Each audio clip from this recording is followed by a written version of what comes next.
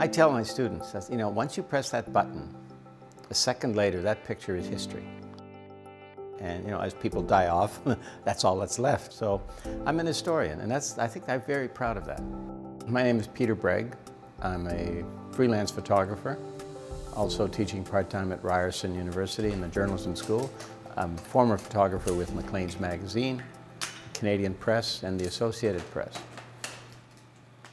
In 1966, I got a job with Canadian Press as a copy boy, and I befriended a photographer, and actually that's how I got interested, is because I was making prints with his negatives.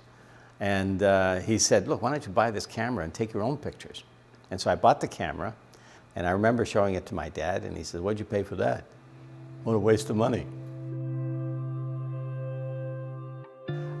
When I covered the tsunami in Banda Aceh, I remember looking into a room, and there's a woman sitting on the floor next to a small cot, and there's a blanket over what obviously is a dead child. And I looked into the doorway, and I made one click, and she looked up and looked away. And I thought to myself, good. I'm glad that I didn't disturb the moment. Pierre Trudeau was invited to the press club.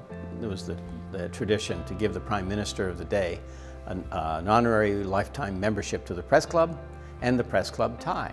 I'm holding the camera this way, and I'm saying to myself, do something. And just then, he hangs himself. Click! I have two favorite pictures of my career. One was a photo of a soldier with his big Kalashnikov and the big boots, and I took the picture from the road level up, so it made him look even bigger. And I liked it because it was the military presence in downtown Warsaw, martial law. And then my other picture is a young soldier wearing a gray uniform, the jack boots and his machine gun, and behind him is a little old lady walking towards us who was probably 65.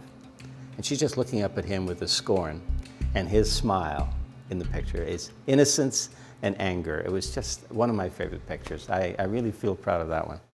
For Maclean's Magazine, I was covering politics and celebrities. People look at my portfolio and say, wow, how did you get those famous people to pose for you? I didn't. Maclean's Magazine. They get the interview. I just come along to take a picture.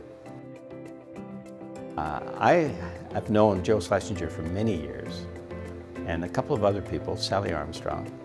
And for me to be in the same room with those people was an honor.